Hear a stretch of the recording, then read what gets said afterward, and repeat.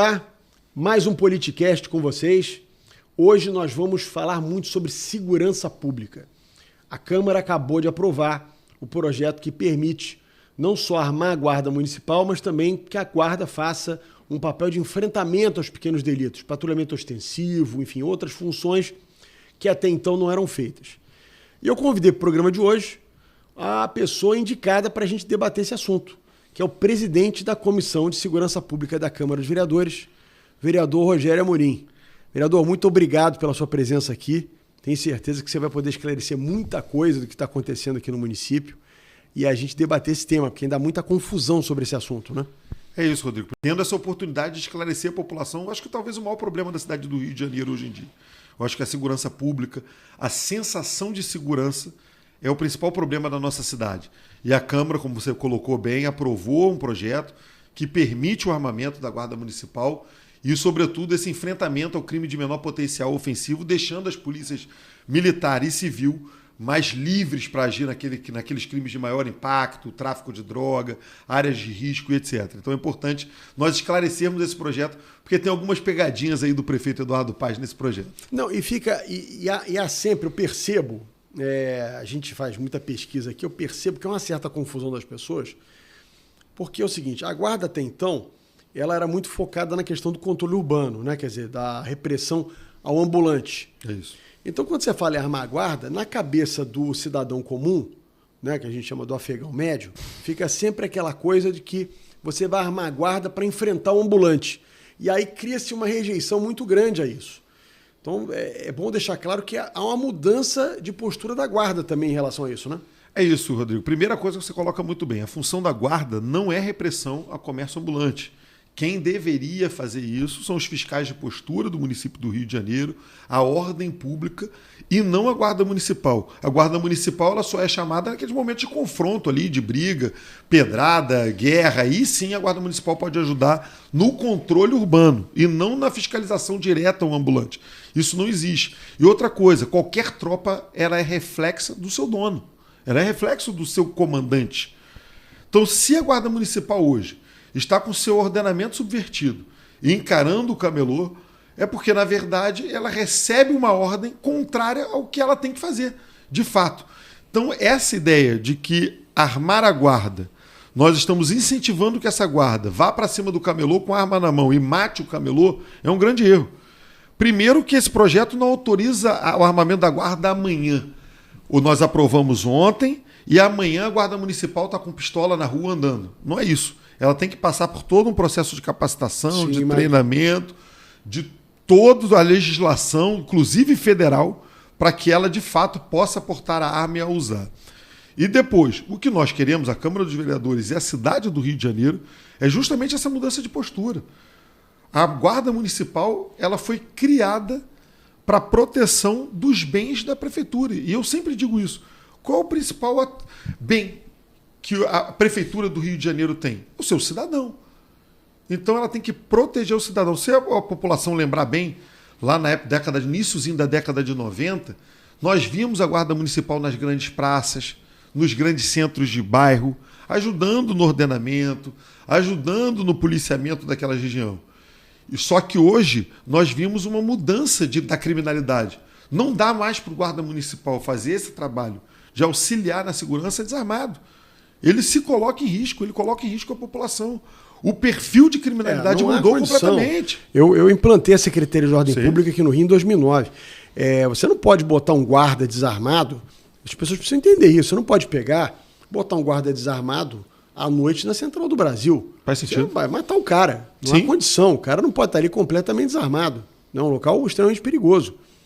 É outra coisa que eu acho que é importante que as pessoas entendam, você tem toda a razão, é que esse papel da Guarda, ele para ser amplificado e a Guarda realmente fazer esse papel de prevenção e enfrentamento aos pequenos delitos, ela precisa portar uma arma, não que ela vá usar a arma, mas o Estado, enquanto detentor do monopólio do uso da força, ele precisa ter sempre uma capacidade de reagir ao agressor maior do que o agressor tem. Senão, ninguém respeita. Né? Por que o sujeito não sai no braço com um policial militar? Porque sabe que o cara está armado, pode puxar a arma a qualquer momento. Né? Você inibe o enfrentamento à autoridade, já que a autoridade ela tem uma capacidade de usar a força maior do que digamos assim, o transgressor da lei, né? Na verdade, Rodrigo, assim, alguns mitos, além desse que você começou bem aí falando, dessa perseguição ao ambulante, ao camelô, que não é a verdade. E outra coisa que nós temos que parar para ver, e é importante a população ter em mente, que todas as capitais do Brasil têm sua guarda municipal armada. O Rio de Janeiro não só é Rio pioneiro, Recife, só Rio e Recife. Agora só Recife fica sem o armamento da sua guarda. Então nós não estamos inventando nada. Nós estivemos em São Paulo e vimos como funciona a guarda municipal. Curitiba, Belo Horizonte. Todas essas regiões tiveram índices positivos, impactos positivos na redução de criminalidade com as suas guardas municipais. Então não está se inventando nada. E outra coisa que o Rio de Janeiro vivia uma situação muito esdrúxula. Porque, na verdade, o porte de arma desses guardas municipais é federal. Eles têm o direito de ter o porte de arma por determinação e legislação federal. Uma emenda, um artigo da lei orgânica do município do Rio de Janeiro... Que impedia. Dizia que a guarda municipal em serviço não poderia estar armada. Como é que funciona? Isso é importante a população entender. O cara saía de casa, o guarda municipal sai de casa, pega a sua arma, bota na cintura, vai trabalhar. Quando chega no seu posto de serviço, veste a farda e deixa a arma. Porque era impedido por lei da orgânica do município. Acabou o serviço, ele pega a arma de novo e vai para casa. Ou seja, nós não estamos dando porte de arma ao guarda municipal, até porque não nos cabe isso. Isso é lei federal. O que nós conseguimos fazer foi retirar o artigo da lei orgânica do município que impedia que ele usasse arma em serviço. E é importante que seja dito que foi uma conquista, sim, da Câmara dos Vereadores, em especial da bancada do PL. Porque o projeto de mudança à lei orgânica que nos foi enviada não armava a guarda, armava uma força de segurança municipal. E que força de segurança municipal era essa? Uma força que não é concursada, que não é contratada por concurso público, temporária, só pode ficar 6 anos, e sem qualquer transparência. Isso é um absurdo. Você não pode ter um agente, como você mesmo falou, da lei, detentor do monopólio da força, sem que ele seja um concursado, um agente público. Só para a população entender, nós vamos gastar dinheiro, porque todo mundo que bota arma pelo Estado na cintura tem que ter capacitação, treinamento, sim, investimento. Não é barato, isso é caro. É um investimento que a cidade faz naquele agente. E a cada 6 anos ele tem que ir para a rua, vai embora. Porque não pode, por lei, permanecer mais do que 6 anos em serviço temporário. Então, a cada 6 anos, teremos que renovar todo mundo, demitir todo mundo, treinar todo mundo novamente, gastar dinheiro. E mais do que isso, esses agentes ficaram 6 anos ganhando 13 mil reais. 13 mil reais. Ao fim desses 6 anos, o que é que eles vão fazer? Vão estar também mais velhos, né? Enfim. Mais velhos. Mas eu te pergunto o seguinte, eu tinha entendido que eram oriundos, parece que do Exército, né? Que iam ser contratados nesse modelo. Eu, a princípio, até achei a ideia boa. Por quê? Porque é uma mão de obra muito capacitada também. O cara que sai do CPOR, o cara treinado pelas forças militares, é um cara capacitado. E a gente sabe que esse cara também atua por aí, é uma mão de obra que pode servir ao tráfico, pode servir a outra coisa qualquer. Então, assim, agora, eu tinha entendido que essa mão de obra que ia sair do Exército, que ia ser contratada temporária, era para preencher, porque a guarda precisa de concurso, né? Imagino pelo que eu tenho conhecimento da minha época, você tem guardas aí que devem estar muitos guardas para se aposentar. Sim. Então você deve ter um déficit grande de vagas para preencher. Eu imaginei que esses oriundos iam complementar essas vagas até que fossem feito concurso, enfim, outras coisas mais. Eu achei que fosse uma coisa realmente temporária. Não imaginei que fossem duas coisas distintas. O que eu imaginava era o seguinte, eu e acho que a maioria da população, Exato. Você ia contratar pessoas oriundas do Exército, né, para completar a força da Guarda Municipal, ia ser criada essa Força Municipal de Segurança Pública, e a partir daí depois você ia fazendo concursos, enfim, organizando. Era uma forma de você completar com um pessoal altamente capacitado para poder dar conta das demandas da cidade, que são muito grandes, né? Na verdade, não é bem assim, Bletter. Se você for ver, o planejamento da prefeitura é armar em 4 anos. No primeiro ano, armar 600 guardas só. Nós temos 600 guardas para isso. Se eu já estou pensando que no ano que vem eu vou armar mais 1.000, eu já posso abrir um concurso agora. Sim. Não tem excepcionalidade de serviço. É inconstitucional. Já tem súmula do Supremo mostrando isso. Não tem critério de excepcionalidade para você contratar um temporário. E não é efetivo. Quem vai dar a garantia jurídica desse agente? Se ele for ferido no combate, por exemplo. Se ele tomar um tiro, a família dele vai para o INSS? Aí eu pergunto, qual é a efetividade real? Você é um agente temporário na rua, sabe que não tem garantia nenhuma, que pode ser demitido a qualquer momento. Surgem 2 problemas. Primeiro, começa ali a ter um caso de um assalto. Você vai puxar sua pistola, vai trocar tiro com um vagabundo, sabendo que se você tomar um tiro você está desamparado? Ou você, de repente, vai chegar e falar assim, deixa isso aí com a polícia, porque eles têm as garantias necessárias. Será que vai ser efetivo realmente? E segundo, esses agentes contratados temporariamente, eles não têm porte de arma. Eles não podem levar sua arma para casa ao término do serviço, porque não tem porte. Se forem parados pela polícia depois do seu serviço, eles não podem estar armados. Eles não têm porte. Então você coloca em risco. Ou seja, ele combateu o crime durante o dia, vai para casa, pega o ônibus e entra no ônibus com o cara que ele combateu no dia seguinte, no dia anterior. Ele vai virar alvo. Nós vamos expor essas pessoas, esses agentes, a um risco imenso em não deixar que ele leve e carregue sua arma para casa. E ele não pode não tendo porte. E é o que eu falei, o projeto prevê o armamento em 4 anos de 4.000 homens.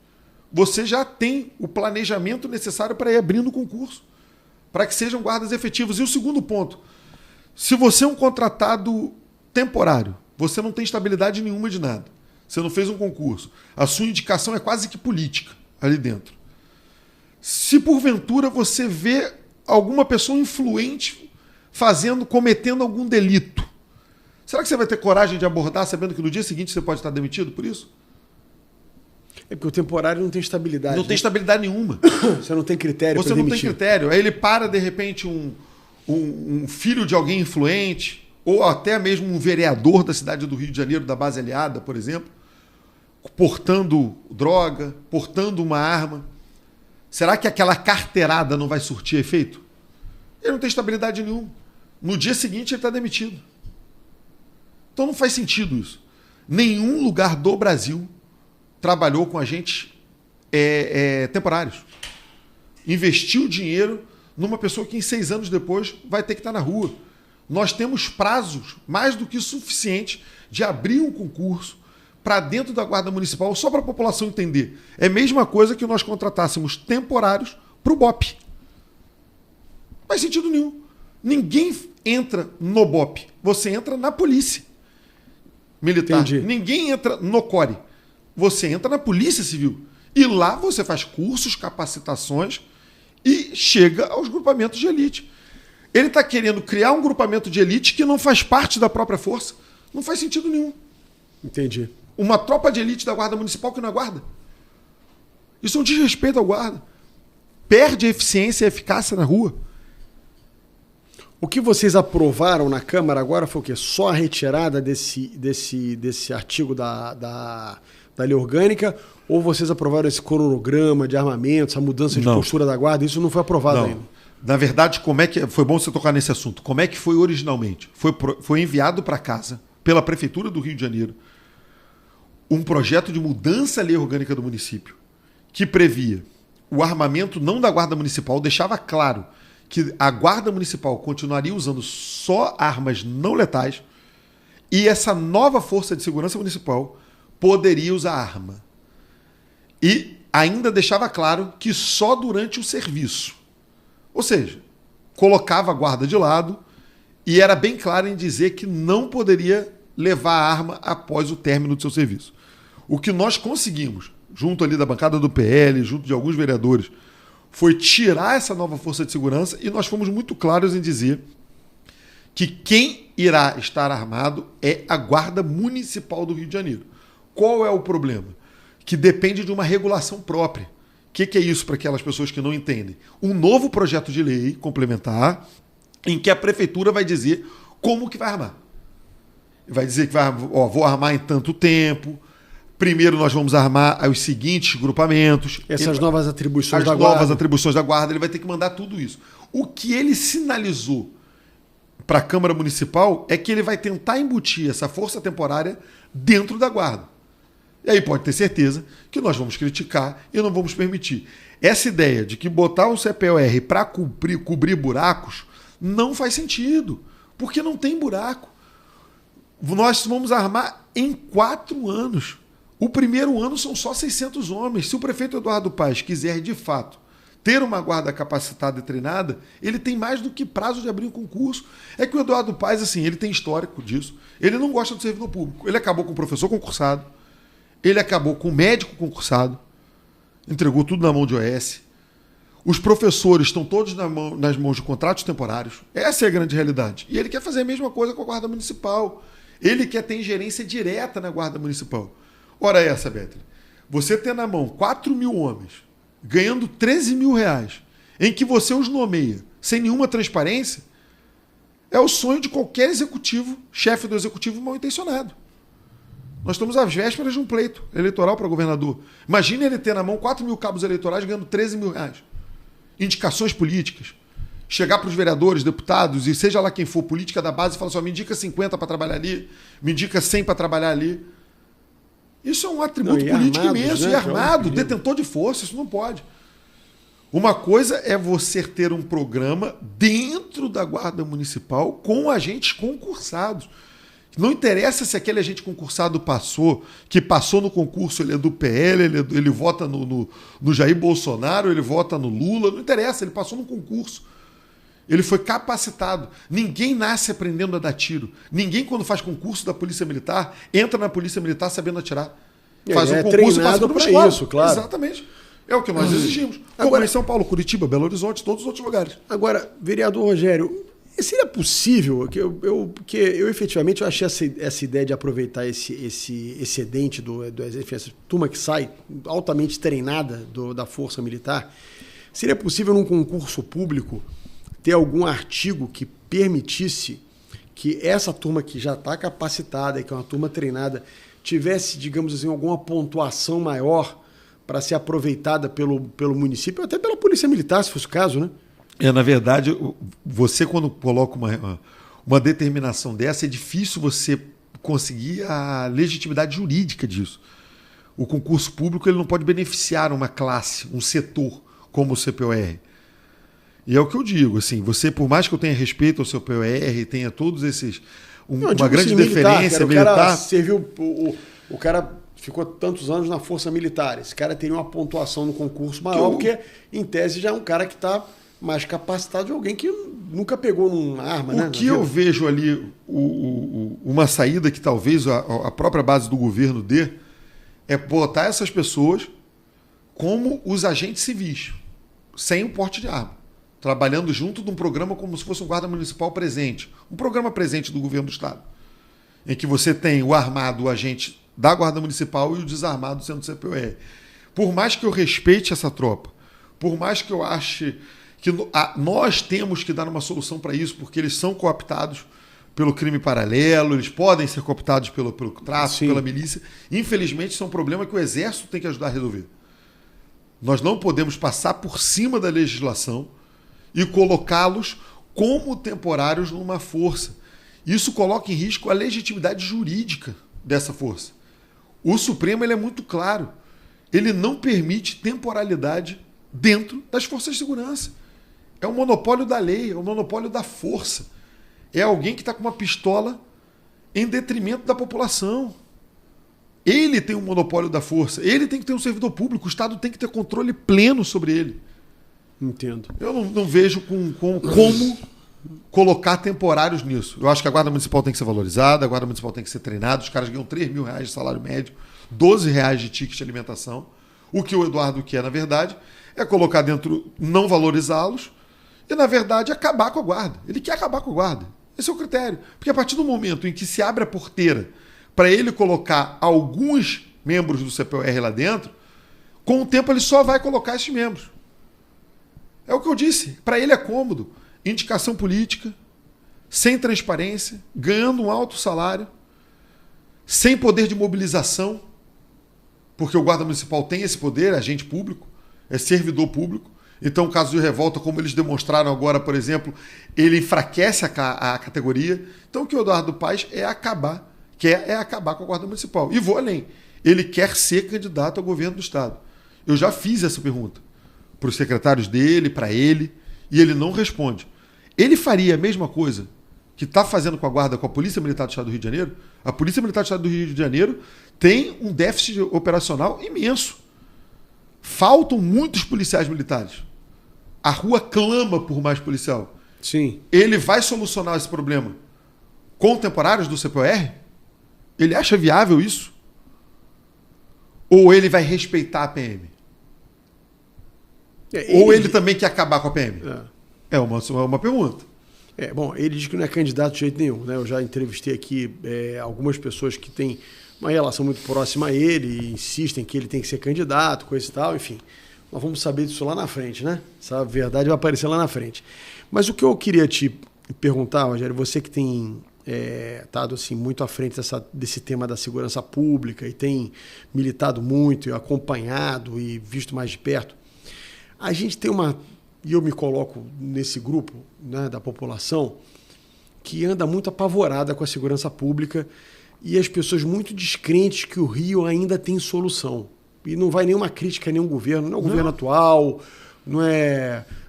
Enfim, é um histórico, né? Até estava vendo ontem um pedaço de um documentário bastante interessante que a Brasil Paralelo lançou agora essa semana, que trata dessa questão do Rio de Janeiro e vai mostrando cronograma, desde a formação da Falange Vermelha, que depois virou Comando Vermelho, como é que esses caras foram criando essas verdadeiras fortalezas nas comunidades. É muito interessante esse documentário, mas o que eu quero te perguntar objetivamente é o seguinte: você acha que o Rio tem jeito? Você acredita que será possível, em algum momento, nós voltarmos a viver numa cidade que a gente diga, poxa, a gente tem uma cidade que eu posso deixar meu filho andar na rua? Eu não deixo meus filhos andarem na rua hoje. Você acha que é possível isso? É possível, Betlin, sim. Primeiro, nós demos um passo ontem. Quando nós falamos de segurança, nós estamos falando de segurança e de sensação de segurança.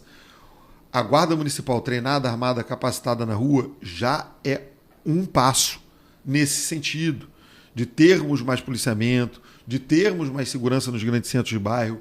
Então, esse é o caminho, mas vai muito além disso. E aí, assim, eu evito fazer isso, politizar, porque eu sei que é chato, a população não aguenta mais isso.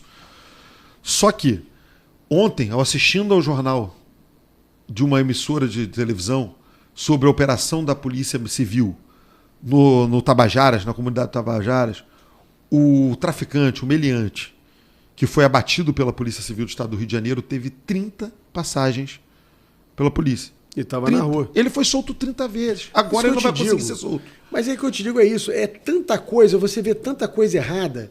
Por exemplo, agora virou moda a gente falar do Bukele, né? Que lá em El Salvador o cara tomou uma série de medidas que algumas são muito contestadas, mas você resolveu. Não resolve. Eu acho o seguinte, você não consegue resolver uma situação tamanha magnitude sem ter medidas drásticas, colaterais. Sem dúvida. Não tem jeito. Imagina um país que era o país mais violento do mundo hoje se tornar o mais seguro. Quer dizer, mas, por exemplo, o que ele fez lá? Aboliu, provavelmente ele cometeu algumas injustiças. Sem dúvida. Provavelmente. Mas ele aboliu completamente esse monte de filigramas que a gente tem aqui na lei, que o cara vai para audiência de custódia, é solto, é não sei o quê, é pena 2 anos, depois cumpre em semiaberto e não sei o que lá. O cara é membro de gangue e vai ficar 30 anos trancado e acabou. O cara construiu lá uma prisão para 40 mil pessoas. Foi encarceramento em massa. Eu não vejo isso sendo possível no Rio de Janeiro, nem no Brasil, porque é uma quantidade de gente remando contra, é um judiciário que não aprova, essa turma de direitos humanos que está enraizada, né? E nada me tira da cabeça que muitos desses caras são manipulados pelo próprio crime organizado. lutando contra qualquer tipo de endurecimento de pena, né? Quer dizer, então a gente fica refém disso. Não, mas eu acho que nós temos uma oportunidade grande, o Bettler. A sociedade mostrou isso e está mostrando isso. Nós hoje temos uma bancada na Câmara de Deputados, dentro do Senado, muito ali atuante no sentido de melhorar essas leis, diminuir essas brechas. Agora, o cenário de caos que nós vivemos não foi do dia para a noite, foram anos, e anos, e anos, e anos. Sim. E não é do dia para a noite que nós vamos sair dele também, não. É com mudança. Agora, mais uma vez, eu insisto. A política de segurança e a mudança se faz com atitudes e não com palavras, mas sim com gestos. E aqui, mais uma vez, eu vou retomar. Como é que alguém que quer resolver o problema da segurança do estado do Rio de Janeiro, da cidade do Rio de Janeiro, como Eduardo Paes, e, ao mesmo tempo, ele anda ao lado de pessoas que defendem a saidinha dos presos, dentro da coligação dele, e hoje, inclusive, com algumas secretarias, está o PSB, que, para quem não está conseguindo fazer essa associação, é o partido que implementou, que entrou no judiciário com essa DPF que proibia a polícia de operar nas comunidades. Agora, essa semana foi aniversário do Marcelo Freixo, e numa das declarações do prefeito Eduardo Paes, ele disse lá, textualmente, está na imprensa, que agora eles vão andar ainda mais juntos, e nós sabemos o que defende o Marcelo Freixo. Agora, não dá. É para ter um discurso para a imprensa e um discurso, uma base aliada. Na verdade, isso não tem cabimento. Nós só vamos conseguir mudar esse cenário na hora que nós fizermos o que mais ou menos que o Bukele fez. Mudar a lei, encarcerar. Eu ouvi uma vez um delegado falando uma coisa que é muito legal. Quer zerar. Porque a polícia não prende pouco, a polícia prende muito. É a que mais prende do Brasil. O que adianta? É um enxuga-gelo, até desmotiva. Desmotiva. O policial vai, se arrisca, toma tiro. Faz. Agora, quando você vem para uma política de encarceramento, você vê todos os aliados do prefeito Eduardo Paes votando contra. Só que nós temos, sim, eu vejo com esperança, eu vejo com quase que com certeza, que nós vamos fazer a maior bancada da história de deputados federais. Nós vamos fazer o Senado mais à direita contra essa criminalidade da história. E nós sabemos que o Senado e a Câmara juntos podem, sim, não só dar um freio dessas barbaridades que o Judiciário está cometendo. Hoje nós vimos o ministro do Supremo fazer uma retaliação ao governo da Espanha, que não quis extraditar um preso porque considerou que era uma prisão política, e ele deixou de extraditar. Não existe crime de opinião na Espanha? Exatamente. Existe uma coisa que é o seguinte, os acordos de reciprocidade, para você extraditar alguém, você tem que ter um crime semelhante no país. Então, aquele é crime no meu país, mas não é do é dele. Crime no seu país, então eu extradito ele para que esse cara responda no país dele. É isso. Quando esse crime não existe no eu não país, extradito. eu não extradito porque eu não considero crime no meu território. Mas esse mesmo ministro do Supremo, em retaliação, não está extraditando um traficante de drogas na Espanha. Tráfico de drogas. Um crime no Brasil, um crime na Espanha, um crime em qualquer lugar do mundo. Então nós temos desmandos do judiciário, sim. E só conseguiremos mudar essa história com um parlamento forte. E parlamento forte significa um parlamento que coadune, que esteja ao lado de ideias que, de fato, acabem de um freio nessa violência. Não adianta mais o policial prender o menor de idade e 2 horas depois esse menor de idade está no mesmo lugar cometendo o mesmo crime. Mas é possível. Como? Com uma legislatura mais forte, com uma Câmara dos Deputados e um Senado mais forte, nós conseguimos mudar essa realidade, sim. Só que não adianta ficar contando história. Ficar dizendo que vai lá visitar o Bukele de noite, mas de manhã está almoçando com o Freixo. Vai visitar o Bukele, mas dá secretaria para o PT. O PT hoje tem 3 secretarias. Hoje o PT é dono da Prefeitura do Rio de Janeiro. O PSB tem secretaria. A bancada do PSD, em peso, votou pela saidinha de preso. Ora essa. Não tem como falarmos em segurança pública sendo leniente com esses absurdos e essas brechas da lei. Bom, deixa eu te fazer uma pergunta, já que você enveredou um pouco para a política, vamos para a política, que vou ser um expoente do PL no município do Rio de Janeiro, e a gente tem muito a falar também sobre questão de política nacional, estadual, em que pese você seja vereador, você tem essa visão macro da política, é importante a gente ouvir a tua opinião.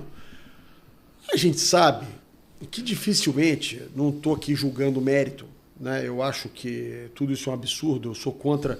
Aliás, eu tento sempre aqui discutir teses. Né? A gente, no Brasil, o personagem passou a ser mais importante que a mensagem. Sem dúvida. Né? O que é um erro. Então a gente permite, por exemplo, quando o judiciário ele exacerba contra o pessoal da esquerda, aí o pessoal da direita bate palma. Quando vai ao Supremo e exacerba contra o pessoal da direita, aí a esquerda bate palma.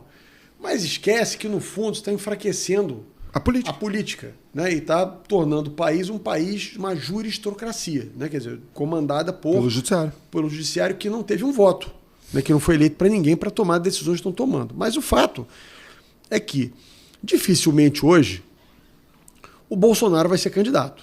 Eu acho que muito improvável que essa condenação que ele já tem de inegibilidade seja revertida pelo ambiente que a gente está vivendo.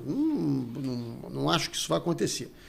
Você não acha que a insistência do Bolsonaro levar uma candidatura que boa parte da população já sabe que não vai dar em nada pode dividir a direita e atrapalhar a direita num projeto de retornar ao poder em 2026?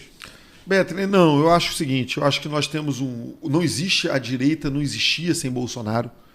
Ele teve um papel fundamental como tem até hoje. Ele deu quase que a vida dele por essa causa, por essa tese, como você bem coloca. Ele tomou uma facada de um ex-militante de partidos de esquerda e, graças a esse movimento que ele criou, hoje em dia a política e a sociedade acordaram e viram aquilo ali. Nós confiamos sim que há grande possibilidade do presidente Bolsonaro vir. Ele é o cara que se coloca ali e as pesquisas já mostram que ele tem ampla capacidade de vencer esse pleito e vai ganhar essa eleição. A força política dele é inquestionável. Assim, ninguém consegue hoje no Brasil, assim, eu acho que até o pior inimigo dele tem que reconhecer isso. É inquestionável que o cara é um fenômeno. Sem dúvida. Né? Você bate, que nem massa de bolo. Quanto mais você cresce. bate, mais cresce. O cara vai para o hospital, tem lá uma multidão na porta do hospital, em qualquer lugar. Em qualquer lugar do Brasil. Sim. O que eu estou assim, colocando, né, que a força política dele é inquestionável. Eu entendi o seu questionamento. E que não tem a menor dúvida, até pelas pesquisas que nós temos também, que ele é o nome mais forte. Agora, de fato, quando ele estica uma candidatura que dificilmente vai conseguir ser formalizada lá na frente, ele impede dele criar digamos assim, um substituto que possa ter a força que ele tem, porque você precisa fazer a pessoa conhecida no Brasil inteiro, e nenhum dos outros são conhecidos como ele é, não tem a força dele, para vencer a eleição de 2026. Esse é o meu questionamento. Será que essa esticada de corda não pode prejudicar e a direita acabar perdendo a eleição por uma divisão, por uma falta de estratégia mais correta? Olha, Beto, eu não vejo a direita perdendo essa eleição de jeito nenhum, exceto se surgirem votos de urnas eletrônicas aí. Porque é muito claro o desejo da população pela mudança. A catástrofe do governo atual do Lula é visível à população. A população não consegue mais tomar café, não consegue mais comprar carne, não consegue mais ter acesso a azeite. O custo de vida aumentou, a população não aguenta mais a violência em que vive, a população não aguenta mais os desmandos, o retorno de casos de corrupção, a vergonha de ministro já envolvido com corrupção. Então a população não aguenta mais isso. Eu acho que o Bolsonaro, o presidente Jair Bolsonaro, ele tem ciência da sua estratégia e cabe a nós, do PL, confiarmos na sua estratégia como sempre foi. Ele sempre seguiu ali e nunca nos desamparou ou nunca deixou de cumprir a sua função ali de lutar pelo Brasil, de cumprir sua função de libertar o Brasil do que nós vivemos. Então eu sou esperançoso sim, de que Jair será o nosso candidato e ganhará essa eleição no primeiro turno. Bom, caso, óbvio que nós estamos fazendo exercício de achismo aqui, né? Claro. Achismo em política é sempre complicado. Sim. Mas de vez em quando eu tenho que jogar uma casquinha de banana para você. Lógico, também, faz parte. É engraçado. Caso o Bolsonaro não possa ser candidato, nós temos alguns nomes da direita aí que eu queria a sua opinião. Você tem o Ratinho Júnior, lá do Paraná, muito bem avaliado no seu estado, está terminando o segundo mandato. Você tem o Ronaldo Caiado, em Goiás, que também está terminando seu segundo mandato. Você tem o Tarcísio, que pode ser candidato à reeleição, mas também está bem avaliado em São Paulo. Desses nomes, qual você acha que seria o nome mais capacitado para substituir o Bolsonaro numa eventual inabilitação dele para ser candidato? Olha, Bethlen, assim, ao contrário do que da esquerda, o presidente Jair Bolsonaro ele construiu lideranças. Hoje, no campo da esquerda, nós não temos nomes. É verdade. Se o Lula não for candidato, vai ser um deserto. Não tem nome, é um deserto. Não tem. Você pega, por exemplo, o Jair Bolsonaro, não. Ele, durante o seu governo, ele sempre valorizou a sua equipe. Ele sempre valorizou aqueles que apoiaram a ele. Você pega, por exemplo, quem era, com todo mérito e todo respeito que eu tenho à figura do Tarcísio, eu tenho uma admiração imensa por ele. Mas no campo político, quem era Tarcísio? Não esquece, Bolsonaro? Ninguém. Era um burocrata desconhecido. Era um burocrata desconhecido. Damares virou senadora da República. Dentre outros. Ali. Então nós temos nomes com total condição. Tarcísio tem total condição. Qualquer um dos filhos do presidente Jair Bolsonaro, Flávio, Eduardo, tem condição. Carlos Bolsonaro, eu acho que não viria para essa empreitada de presidência, mas teria capacidade de fazê-lo. Então qualquer um desses nomes que a direita desponta como lideranças, tem condição técnica de assumir o cargo de presidência da República. E nós temos opções, ao contrário da esquerda. A esquerda não. A esquerda está travada num único nome. E não tem como sair, porque não tem outra pessoa capacitada para estar exercendo. Com capacidade técnica, com capacidade política, com capacidade gerencial de lidar com isso. Nós não, nós temos nomes. Caso o presidente Jair Bolsonaro opte por uma escolha, eu tenho certeza que qualquer um desses nomes que você colocou, mas dentre outros que você não pontuou aqui, mas eu já falei, não só o Tarcísio, mas os filhos dele, seja lá quem for, tem plena condição de assumir e será abraçado não só pelo PL, mas também por toda a população do Brasil. Eu não tenho dúvida disso. Bom, vamos falar um pouquinho de Estado aqui. Vambora. Nós vamos ter uma disputa em 2026, que pelo que se avizinha, o Eduardo Paes será candidato a governador. Né? Você mesmo está dizendo aqui, todo mundo diz, ele nega. Eu entendo, tem que aquele jogo político, mas o fato é que muito provavelmente ele será candidato a governador. Ele agora, em 2024, teve uma eleição retumbante para se reeleger prefeito do Rio de Janeiro. Derrotou o PL, né, que com toda a força da direita, com a máquina estadual apoiando, o candidato do PL, na minha opinião, foi muito aquém do que poderia ir. Né? O Eduardo ganhou do primeiro turno em todas as zonais da cidade. Né? Basicamente, em todas as zonais, o Eduardo ganhou a eleição. Não teve assim, um lugar que o candidato do PL ganhou. O que te leva a crer que vai ser diferente em 2026? Bem, primeiro que é uma eleição muito mais politizada do que para prefeito. Infelizmente, a eleição de prefeito ela é muito baseada ainda na poda, no asfalto, naqueles serviços básicos municipais ali. E, de fato, o Eduardo, com o poderio da máquina, ele tinha acesso ao morador na ponta. Ainda mais no final, ali, próximo às eleições. Então, ele botava uma série de pessoas na rua, uma série de nomeados. Tanto é que o Rio de Janeiro hoje é a capital do Brasil que mais dinheiro gasta com mão de obra para fazer campanha para ele. Então, eu penso aquele morador de Vargem Grande que queria uma poda, ele botava a poda. O outro que queria pintura de quadra, botava uma pintura de quadro. O outro que queria um asfalto na porta, ele ia fazer um asfalto, ainda que o asfalto quebre depois da eleição. Então, ele tinha esse poder de manipulação numa eleição que não tem a polarização política como ingrediente principal desse bolo. Não é. Para o Estado é completamente diferente. Primeiro, para o Estado nós temos essa politização muito clara. O Eduardo Paes vai ter que encarar no seu panfletinho vote para governador o número dele e para presidente Lula o número 13. Ele vai ter que encarar isso. Vai ficar muito claro. Esse efeito camaleão que o Eduardo tenta dar, de não sou de direita, não sou de esquerda, sou carioca, não vai conseguir fazer com tanta facilidade isso. E segundo, que essa eleição não é só na cidade do Rio de Janeiro. Essa eleição vai além disso. Essa eleição vai para fora da cidade, vai para a Baixada Fluminense, vai para o interior do estado. E lá nós sabemos que o perfil da população é um perfil de pessoas conservadoras, de pessoas que estão preocupadas com a segurança, que estão preocupadas com o costume, que são contra essa política de esquerda que impera no Brasil e está imperando nesses últimos 4 anos. Então nós temos a certeza que o nome construído com o apoio da direita, terá ampla capacidade de vencer o Eduardo nessa eleição. Até porque nós não precisamos trabalhar em cima de hipóteses. O Eduardo Paes foi surrado pelo Wilson Witzel. Mas foi uma outra situação, né? Foi uma outra situação. Assim, cada eleição é uma nova eleição. Uma fotografia diferente, né? Ali o Eduardo estava no auge do Lava Jato, ele estava no MDB, o MDB foi o partido duramente atingido aqui no Rio de Janeiro pela Lava Jato. Tinha uma série de outras coisas. Assim, eu também acho, quer dizer, se a gente pegar a eleição passada, eu acho que você tem razão nessa questão municipal, ela é muito... os temas municipais são muito fortes, essa questão nacional, essa questão... Fica em segundo plano? Fica um pouco em segundo plano. Mas você não acha que também é simplificar um pouco? Ele usou bem a máquina e se elegeu. Você não acha que o Eduardo conseguiu, na campanha passada, comunicar para o eleitor efetivamente o que ele gostaria de ouvir de um candidato a prefeito? E o candidato do PL acabou se atendo muito a temas nacionais e até a questão da segurança pública, que foi, na minha opinião, foi um equívoco, porque ele trouxe para si uma responsabilidade que é do governo do Estado e que, nesse momento, em que pese a gente sabe todos os esforços que o governador tem feito, mas que é um serviço mal avaliado na cidade do Rio de Janeiro. Né? As pessoas estão inseguras.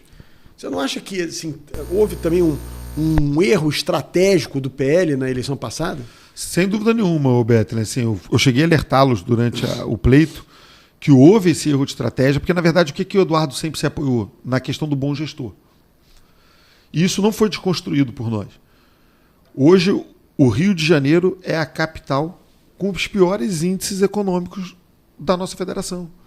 É a capital que mais deve dinheiro. É a capital que tem o seu orçamento mais comprometido em todo o Brasil. Então, essa questão de bom gestor não existe. Existem certas situações em que o Eduardo Paes chega a ser jocoso com a população do Rio de Janeiro, e isso não é explicitado, não foi explicitado na campanha. Eu recebi, por exemplo, abrindo um parênteses rápido aqui, um panfleto que chegou na Câmara de Vereadores sobre grandes feitos da gestão Eduardo Paes no quesito infraestrutura no ano de 2020 a 2024, ou seja, na última gestão dele. Ao folhear esse panfleto, eu me deparei, pasme, com a ciclovia Tim Maia. Uma ciclovia que ele inaugurou e matou 2 cariocas na primeira chuva, na primeira ressaca, colocado em 2024 como um ato de boa gestão do prefeito Eduardo Paes. Isso é uma vergonha. Ele deveria ter pedido desculpas à população e não tentar carregar isso como um troféu. Agora, eu concordo que o PL comunicou mal isso. Trouxe para o campo de batalha uma pauta que não deveria ter trazido naquele momento. É uma pauta que nós deveríamos ter mostrado realmente o que faríamos pela cidade do Rio de Janeiro. Eu não tenho dúvida nenhuma de que o nosso candidato à época, o Alexandre Ramagem, tinha muito mais capacitação do que o Eduardo Paes para gerir a cidade, só que não soube comunicar isso. E nós não podemos cometer esse erro novamente. Aí que eu queria te fazer a segunda pergunta. Você não acha que isso pode se repetir? Porque a gente tem que reconhecer, até nos nossos adversários, as virtudes. Né? Por exemplo, eu posso não gostar de alguém, mas eu reconheço as virtudes ali, eu tenho minhas diferenças políticas, coisas. O Eduardo Paes é um cara que se prepara muito, né? É focado, dedicado. Estudioso. Ele não vai para o campo de batalha no improviso, né? Ele vai muito preparado. O que te leva a crer que vai ser diferente essa eleição de 2026? Você acha que, por exemplo, hoje, nós estamos já praticamente em maio, agora vamos ter uma série de feriados, nós estamos em maio, já se passaram 5 meses do ano 2025. Quem é o candidato do PL? Quem vai ser o candidato dessas forças políticas da direita que vai enfrentar o Eduardo Paes, que já está aí colocado, já é conhecido, e como a gente bem sabe, é um cara que se prepara, né, com antecedência para qualquer enfrentamento político que ele vá. Quem é o candidato? Esse candidato vai estar preparado para esse enfrentamento? Essa é uma questão importante, que em 2024 a gente viu que isso não aconteceu, né? Não, sem dúvida nenhuma, assim. O PL ele tem um foco muito grande nas próximas eleições de 2026 de eleger presidente da República e senadores. Esse é o foco do PL. E eu, como membro vereador do PL, líder da bancada do PL, nós temos esse foco fundamental. Eleição de presidente Eleição de uma bancada forte no Senado e na Câmara dos Deputados. Mas é óbvio que nós não podemos nos esquivar da eleição de governo do Estado. Mas eu vejo hoje o PL muito mais fazendo parte de uma coligação e não encabeçando uma candidatura própria ao governo do Estado. Sim. Já passou do momento de apresentar esse candidato. Hoje o que se figura, e o grande nome aí, que eu acho que é um excelente nome para o governo do Estado, é o presidente da LERJ, Rodrigo Bacelar. Já conversei, inclusive, com ele sobre esse assunto, mas já chegou a hora dele se apresentar como tal. Falar, mostrar que ele tem capacidade, sim, de gerir esse Estado e, principalmente, agora sim, no principal problema do Estado, que é a violência pública. Tem que ficar muito claro, Bethany, que o problema da segurança é óbvio que passa pelo Estado. Ninguém aqui é ingênuo de dizer que não. Mas, como você mesmo coloca, nós temos que comunicar à população que não é só o Estado. Que não é só o Estado que vai resolver esse problema. Se nós não resolvermos as brechas da lei, o endurecimento da legislação, nós não vamos sair desse lugar. Eu vou repetir. Ontem a polícia abateu um traficante que teve 30 passagens pela polícia. Por exemplo, eu não consigo entender como é que você não consegue criar no Estado do Rio de Janeiro, de repente, um pacto entre os poderes, chamar o Ministério Público, chamar o Judiciário. Um cara que está portando um fuzil no meio da rua, esse cara é um terrorista em qualquer país do mundo, cara. Se você pegar qualquer país do mundo, na França, que é um país mais à esquerda, coisa e tal, bababá, o cara tinha com um fuzil no meio da rua, esse cara vai ser abatido pela polícia porque ele é um terrorista. Como é que esse cara não é enquadrado como terrorista? Entendeu? Tem coisas assim que não entram na minha cabeça. Como é que a gente normaliza? E aí o carioca normaliza isso. O cara andando com um fuzil no meio da rua. Ah, tá na comunidade. Tá no meio da rua. Entendeu? Então, assim, eu acho que se a gente não mudar esse estado de coisas, não tem super-homem que dê jeito. A politização do judiciário. Então, hoje, infelizmente, nós temos sim uma politização do judiciário. Basta ver a DPF. A mais alta corte, que não teve um voto, através de uma medida, de uma ação civil, de um partido que perdeu a eleição, ditou durante 3, 4, 5 anos a política de segurança do Estado. Não, essa DPF é um Isso absurdo que tem, porque na gênese ela é um erro. Sim. Né? Um ministro do Supremo que sequer conhece o Rio de Janeiro, porque até onde eu saiba ele é paranaense, ele não é do Rio. No Rio, não conhece as nossas nuances. Ele aceita uma DPF que é exclusivo para o Rio de Janeiro, não é uma tese determinação nacional. Ela só serve para o Rio de Janeiro. Ou seja, isso faz com que você sinalize para os criminosos venham para cá do Brasil inteiro que você tem nas comunidades do Rio um refúgio, porque ali tem uma série de regras impostas. Não quero dizer que, óbvio que não são todas equivocadas, tem algumas ali importantes, mas o fato é que a gênese é errada. Não pode um ministro do Supremo, lá em cima, em Brasília, que não está vivendo essa experiência local, o cara decidir exclusivamente para um estado da federação, né? Como a polícia tem que se comportar. Como tem que agir, exatamente. É um equívoco isso, sem fim. Né? Quer dizer, e aí a gente não fica discutindo filigramas, muda um pouquinho aqui. É um erro essa decisão. Concordo. Até se ela fosse boa, acharia um erro. Até se fosse porque não nós. É o ministro que tem que decidir isso. Entendeu? Não é ele que tem que decidir. Extrapola a competência do judiciário. Isso é um problema grave. E a outra é a própria, infelizmente, a setores da política utilizam essa condição de vulnerabilidade dos moradores de comunidade, etc., como reduto eleitoral. Você pega, por exemplo, essa operação de ontem do Tabajaras, 2 deputadas de um partido político de esquerda entraram na justiça, no Ministério Público, para que se apure exageros na operação. Gente, a operação matou bandidos portando fuzis. Não, que não tem nem discussão. Os caras eram bandidos. Todos eles fichados. Não, e portando fuzil. Portando fuzil. Qual é a discussão que tem nisso? Não tem discussão. Eu acho o seguinte, se você não passar uma mensagem clara. Uma mensagem clara. Se você não passar uma mensagem clara para o bandido, que se ele estiver portando um fuzil, ele vai ser abatido? Ele vai ser abatido, nós não vamos resolver esse problema. De jeito nenhum. Não adianta ficar romantizando as coisas. E não sou a favor de matar por matar, não é isso. Não, ninguém. Mas o cara precisa, quem está portando um revólver, é uma arma para ele se defender. Um cara que está portando um fuzil é uma arma de guerra, uma arma de ataque. Ninguém se defende com fuzil. A pessoa, ela ataca com fuzil. Sem dúvida. É uma arma de combate. Em qualquer lugar do mundo, um cara portando um fuzil no meio da rua, a polícia primeiro vai atirar, depois vai perguntar. Porque se esse cara usar o fuzil contra o policial, contra qualquer um, vai causar um estrago enorme. É isso que a gente precisa entrar na cabeça das pessoas. E aí tem que ter um pacto de toda a sociedade carioca, envolvendo o judiciário, envolvendo o Ministério Público, envolvendo a política. Senão não vamos sair desse atoleiro. Eu concordo plenamente, mas assim, eu acho, como eu disse na pergunta anterior, eu vejo que no futuro nós teremos uma classe política mais alinhada com esses pensamentos.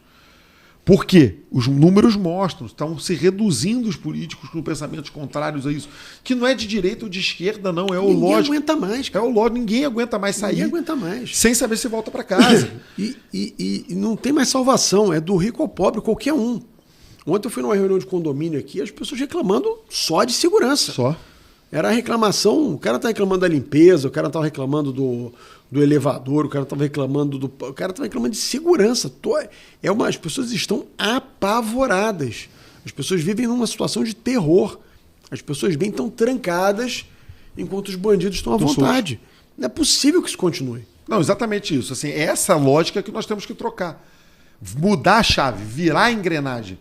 É óbvio que essa engrenagem trabalha muito tempo para o mal, demora a desfazer essa engrenagem, mas a sociedade já acordou. A sociedade... Você pode perguntar para o cidadão médio, Betley. Pergunta para o motorista de ônibus, para o motorista de aplicativo, para o porteiro do prédio, se eles concordam com isso.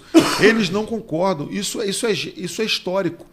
Na verdade, o que a esquerda tentou se apropriar no passado dessa guerra de classe, de patrão contra empregado, etc., não deu certo. E eles começaram a tentar fazer essa guerra de minorias. Então vamos colocar aqui o negro contra vocês, vamos colocar aqui a população LGBT, vamos lutar pelos direitos humanos, se apropriando de causas que, na verdade, eles não defendem. Quem é maior refém desses marginais de fuzil é a própria comunidade, Beto. Hoje em dia eles não podem mais ter internet. Eles têm que comprar o pão superfaturado porque o padeiro de dentro da comunidade tem que comprar farinha de onde eles mandam. Ele não pode mais sair de casa porque tem um marginal na porta da casa dele.